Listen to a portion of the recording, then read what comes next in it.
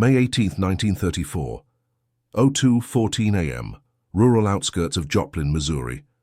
The sound of a Ford V8 engine idling is a low, rhythmic growl that vibrates through the damp soles of Clyde Barrow's boots.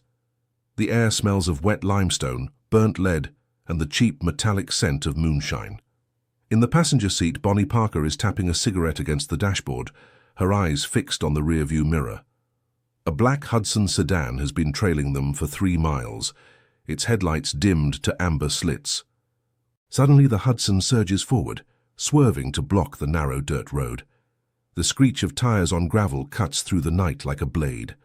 4 men spill out before the dust even settles. They aren't wearing the frantic, sweating expressions of local lawmen or the desperate rags of highwaymen. These men wear tailored wool overcoats and fedoras pulled low. They move with a terrifying, synchronized efficiency. Click. The sound of a Thompson submachine gun being cocked echoes in the stillness. A tall man with a jagged scar across his chin steps into the cone of Clyde's headlights. He doesn't point the gun. He cradles it like a child. This is Red Hamilton, the right hand of the most wanted man in America, John Dillinger. "Out of the car, Barrow," Hamilton says, his voice as dry as a desert floor. "The boss wants a word about that bank you hit in Indiana. You're stepping on toes that have a lot of weight behind them." Clyde's hand is already on the grip of his cut-down Browning automatic rifle, hidden beneath a burlap sack on his lap. He looks at Bonnie. She isn't scared. She's calculating. To understand how the 2 most reckless outlaws in the South ended up in a standoff with the aristocrats of the Midwestern underworld, we have to look back at a deal made in a basement in Chicago 3 weeks prior. A deal built on a foundation of shifting sand. The barrel of Hamilton's Tommy gun lifts an inch. The tension is a physical weight. "Last warning, Clyde. Don't make us mop you off the upholstery." 3 weeks earlier, the basement of the Green Mill, Chicago. The air in the basement was thick enough to chew. John Dillinger sat at a scarred oak table, cleaning his fingernails with a pocket knife. To his left sat baby-faced Nelson, a man whose eyes held the frantic energy of a trapped animal.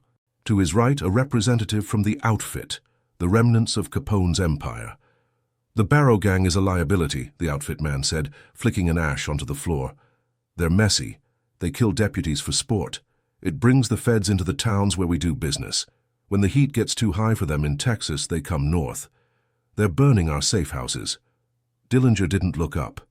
He was a strategist, a man who viewed bank robbery as a surgical strike. To him, Bonnie and Clyde were amateurs, romanticized by the press but viewed as cowboys by the organized syndicates. However, Clyde had something Dillinger needed, a direct line to the weapons caches stolen from National Guard armories in the South. "I'll handle them," Dillinger said, his voice a calm baritone. "If they want to operate in the tri-state area, they pay a tax, not in cash but in hardware, and if they refuse, they don't leave the state line." This was the Chicago Protocol. It was a silent decree that the unorganized outlaws had to bow to the shadow government of the Midwest. Dillinger wasn't just a robber, he was a kingmaker in a world of wolves. He sent Hamilton and 3 others to deliver the message. Back in the present, on that Missouri road, Clyde Barrow knows exactly what this is. It's a hostile takeover.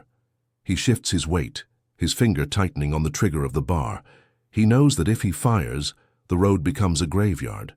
But in Clyde's world, pride is the only currency that never devalues. "Tell John," Clyde says, his voice low and raspy, "that I don't pay taxes to the government, and I sure as hell don't pay them to a man who wears more pomade than a dime store girl." The air freezes. Hamilton's eyes narrow. The hook is set. May 18, 1934. 02:17 a.m. The standoff. The silence following Clyde's insult is deafening. In the criminal hierarchy of the 1930s, there was a vast gulf between the social bandits like the Barrows and the professional heist men like the Dillinger squad. Hamilton represents the elite. Clyde represents the desperate. Bonnie leans out the window, a small dark smirk on her face. She holds a snub-nosed .38, not aiming it at Hamilton but at the gas tank of the Hudson. "You boys look like you spent a lot on those suits," she chirps, her voice cutting through the tension. "Be a shame if they got scorched. Gasoline and wool don't mix well with a spark." Hamilton hesitates. He wasn't prepared for the girl to be the one to escalate. This is the Barrow signature, unpredictable, suicidal bravado. The Dillinger men are professionals. They value their lives because they have money to spend. The Barrows are ghosts who haven't realized they're dead yet. "You're a long way from the Dallas slums, Bonnie," Hamilton spits. "This isn't a gas station stick-up. You're looking at the best in the business." "I'm looking at 4 men standing in the open while I have enough firepower in my lap to level a barn," Clyde counters. He slowly pulls the burlap sack away, revealing the heavy, blackened barrel of the bar. The power dynamic shifts instantly. A Thompson is a scalpel, a bar is a sledgehammer. At this range, Clyde could saw the Hudson in half. The men behind Hamilton shift their feet, their confidence wavering. They are used to intimidation working, but you cannot intimidate people who have already accepted their own end. Clyde feels the sweat trickling down his neck. He knows he can kill them, but he also knows that killing Dillinger's men means every safe house from St. Louis to St. Paul will be closed to them. It means being hunted by the law and the lawless simultaneously. "We're going to drive past you now," Clyde says, "and you're going to let us, because the first man who moves a finger learns what a 30-06 round does to a human chest." 2 days earlier, a safe house in St. Paul, Minnesota. John Dillinger sat in a bathtub smoking a cigar. He was tired. The FBI, led by a relentless J. Edgar Hoover, was tightening the noose. He needed the Barrows Armory connection, not just for power but for survival. He had heard rumors that the Barrows were planning to hit a bank in his territory, a small-town branch in Iowa that Dillinger used to launder his own retirement funds. "They're a wildfire, John," Babyface Nelson had warned him, pacing the small bathroom. "You don't negotiate with a wildfire. You put it out. Give me the word, and I'll find them before they hit the border." Dillinger blew a smoke ring. "Nelson, you think with your gun. I think with my head. If we kill them, the feds will swarm the area like flies on a carcass. We don't want them dead. We want them obedient." Dillinger's mistake was assuming the Barrows were rational. He viewed the world through the lens of profit and loss. He didn't understand the Texas blood feud mentality. To Clyde and Bonnie, a threat wasn't a business negotiation. It was a declaration of war. Back on the Missouri road, the standoff remains a stalemate of iron and ego. Hamilton is calculating his odds. He's a veteran of the Great War. He knows the sound of a bar. He knows Clyde isn't bluffing. "You think you're tough, Barrow?" Hamilton asks, his voice cracking slightly. "You're a footnote. John is the headline." "Headlines change every day," Clyde says, "but a hole in the head is permanent. Back off." The tension reaches a breaking point. One of Hamilton's men, a jittery youth named Tommy, twitches. His finger brushes the trigger guard. The sound of a safety clicking off is like a thunderclap in the silence. May 18th, 1934. 02:20 a.m. The breaking point. The twitch was all it took. Clyde didn't fire at the men. He fired over their heads. The roar of the bar is unlike any other weapon of the era.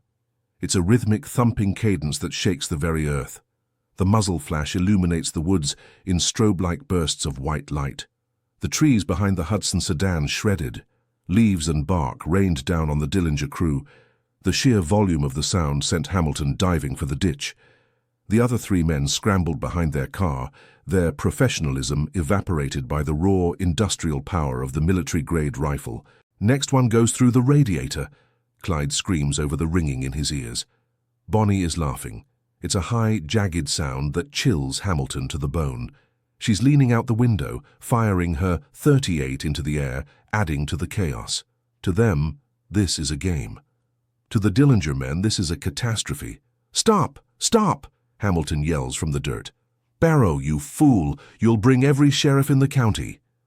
"Then I guess you better get moving." Clyde puts the Ford into gear. The tires spin, kicking a plume of Missouri mud directly onto Hamilton's wool coat. The V8 roars and the Barrows roar past the Hudson, missing it by inches. As they speed away into the darkness, Clyde looks in the mirror. He sees the 4 men standing in the road looking diminished. He has won the battle, but he knows the war has just begun. He has humiliated the most powerful man in the criminal underworld. "We can't stay in the Midwest, Clyde," Bonnie says, her laughter dying down as the adrenaline fades.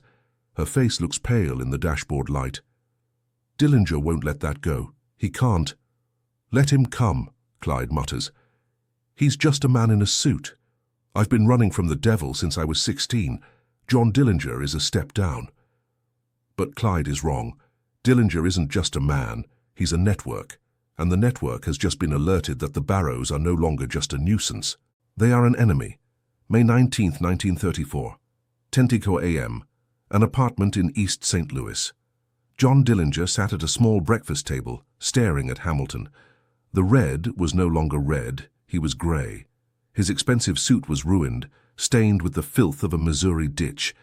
He had just finished explaining why the Barrows were still alive and why the Hudson had 18 bullet holes in the roof. Dillinger didn't yell. He didn't throw things. He simply looked at the ruined suit. "He fired a bar?" Dillinger asked quietly. "It was like a war zone, John. The girl, she was laughing while she shot at us. They're not right in the head. They don't care if they live or die." Dillinger stood up and walked to the window. He looked out at the street. He saw a newsie on the corner holding a paper. The headline wasn't about him for once. It was about a brazen robbery in Texas attributed to the Barrow Gang. "They're burning the world down around them," Dillinger whispered. "And they want to take us with them." He realized then that the Barrows were his mirror image. He was the criminal the public admired, the Robin Hood who burned mortgages. They were the criminals the public feared, the chaotic force that killed without rhyme or reason. If he stayed associated with them, or even in the same territory, his legend would be tainted by their bloodlust. He picked up a pen and a scrap of paper. He wrote a single sentence and handed it to Hamilton. "Send this to the contact in Dallas. Make sure it gets to the Barrow family." The note read, "The fox does not hunt with the mad dog. Stay south, or the next lead you feel won't be from a lawman." Dillinger thought this would end it. He thought a direct threat from him would be enough to push them back to the pines of Louisiana. He didn't realize that for Clyde Barrow, a threat was an invitation. May 21st, 1934. 11:30 p.m. A bridge over the Arkansas River. Clyde held the note in his grease-stained hands. It had been delivered by a terrified cousin in a diner 2 hours ago. He read it over and over. "The fox and the mad dog." "He's calling us dogs, Bonnie," Clyde said. He was leaning against the bridge railing, watching the black water churn below. "He's scared," Bonnie replied. She was sitting on the hood of the car, filing her nails. "He's got a lot to lose. We don't. That's why he's sending letters instead of coming himself." Clyde looked at the bar leaning against the car door. He thought about the men in the suits. He thought about the Chicago Protocol. All his life, people had looked down on him. The guards at Eastham Farm, the rich bankers, and now the royalty of crime. "I'm tired of running from everyone," Clyde said. "The feds are behind us. Dillinger is in front of us. Let's give them something to talk about. We're going to Iowa. We're going to hit that bank Dillinger protects. We're going to show him who the mad dog really is." This was the fatal decision. It wasn't about money. It was about the hierarchy of the streets. Clyde was choosing to fight a two-front war. On one side, the FBI and the Texas Rangers. On the other, the most organized criminal syndicate in America. He didn't know that Frank Hamer, the legendary Texas Ranger, was already in his rearview mirror, only a few days behind. And Hamer was talking to Dillinger's associates. The law and the underworld were beginning to align against the chaos of the Barrows. "You sure about this, Clyde?" Bonnie asked, her voice uncharacteristically soft. "I've never been sure of anything in my life, sugar," Clyde said, tossing the note into the river. "Except that I'm not bowing to John Dillinger." May 22nd, 1934. 11 a.m. First National Bank of Stuart, Iowa. The town of Stuart was quiet. The sun was hot, beating down on the brick storefronts. A black Ford pulled up to the front of the bank. Clyde stepped out, wearing a suit that didn't quite fit his lean frame. Bonnie stayed in the driver's seat, the engine idling. Inside the bank, the air was cool and smelled of old paper. Clyde didn't jump over the counter. He didn't scream. He walked up to the manager's office and kicked the door open. "I heard this is John's bank," Clyde said to the trembling man. "Tell him Clyde Barrow made a withdrawal." The robbery was fast, but it was brutal. When a teller reached for a silent alarm, Clyde didn't hesitate. He fired a round into the ceiling, the plaster raining down like snow. He cleaned out the vault, not for the $20,000 inside, but for the insult it represented. As they walked out, a man in a dark suit stood across the street. He didn't have a badge. He didn't have a uniform. He was one of Dillinger's local watchers. He watched as Clyde threw the bags of cash into the Ford. Clyde looked the man in the eye, tipped his hat and drove away. 30 minutes later, the watcher was on a telephone. "He did it, John. He hit Stewart. He mentioned your name." On the other end of the line, in a safe house in Chicago, John Dillinger felt a coldness he hadn't felt in years. He realized that the Barrows were going to get him killed. Their heat was now his heat. The feds would assume the Dillinger-Barrow alliance was real, and they would double their efforts.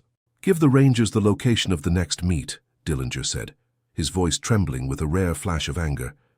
"Tell them where the Barrow family is meeting them in Louisiana. If the law won't take them out, I'll hand-feed them to the wolves." The betrayal was complete. The E-Tech lender, the legend effect, was turning into a tragedy. May 23, 1934. 04 Gauss p.m., the backwoods of Louisiana. The Barrows were heading south. They were flushed with the success of the Iowa job, unaware that the ground was shifting beneath them. The mad dog had bitten the fox, and now the fox had told the hunters where the den was. "We'll reach the Ivy farm by dawn," Clyde said, driving through the thick, moss-draped woods of Bienville Parish. "We'll lay low, let the heat die down. Even Dillinger can't find us in these swamps." But Dillinger didn't need to find them. He just needed to talk to the right people. Frank Hamer had received an anonymous tip, a tip that could only have come from someone deep within the Midwestern syndicate. The tip included the exact road, the exact time, and the exact vulnerability. Clyde's loyalty to his friend, Henry Methvin's father. As the sun began to set, the woods felt oppressive. The sounds of insects were a constant rhythmic buzzing. Bonnie felt a shiver. "Clyde, I feel like someone's walking on my grave." "Just the swamp, Bonnie. Just the swamp." Clyde thought he had won. He had stood down Dillinger's men, robbed his bank, and escaped his territory. He thought his cowboy tactics had defeated the city strategy. He didn't realize that in the world of high-stakes crime, the man who wins the standoff isn't the one with the biggest gun.